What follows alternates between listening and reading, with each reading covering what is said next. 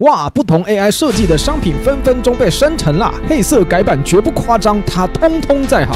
挑战介绍100个 AI 行销应用工具，第4组应用 AI 产品设计实战，激发新品灵感。上次跨境电商的伙伴知道了如何分分钟产出 AI 产品摄影照后，还不满足，接着询问有没有能给设计灵感的产品设计图。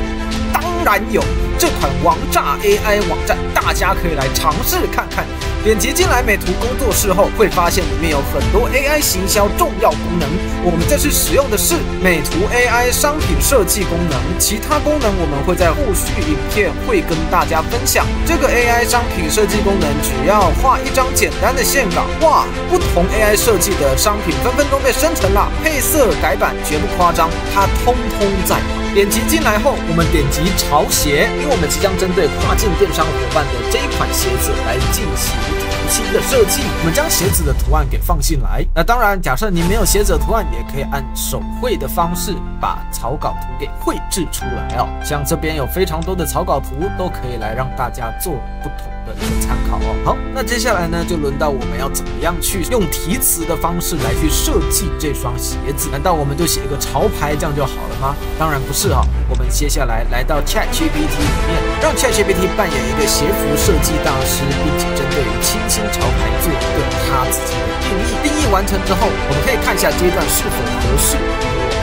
鞋子的设计，如果觉得太长，我们接下来就缩短一下上面的文字，得到更精炼的文字之后，接下来我们将其复制，并且贴到商品设计中的题词，接下来就可以看到 AI 努力的设计中，接下来我们的鞋子就产出了，这就是依照我们 ChatGPT 所产出的题词所设计出来的鞋子。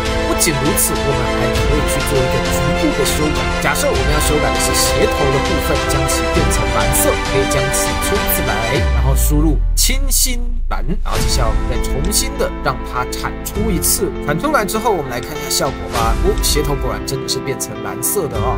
来看一下第2张、第3张、第4张都是变成蓝色，看起来还不是很明显吗？那我们一样再重新来设计过一次。我们将鞋底的部分呢全部圈选起来，接下来我们将其变成橘色，然后并且产出，我们就会看到不同的橘鞋所产出来。我们来看一下，哇，第1双看起来不怎么样啊。接下来我们继续往下走，第2双，这个线条看起来就相对不错了啊。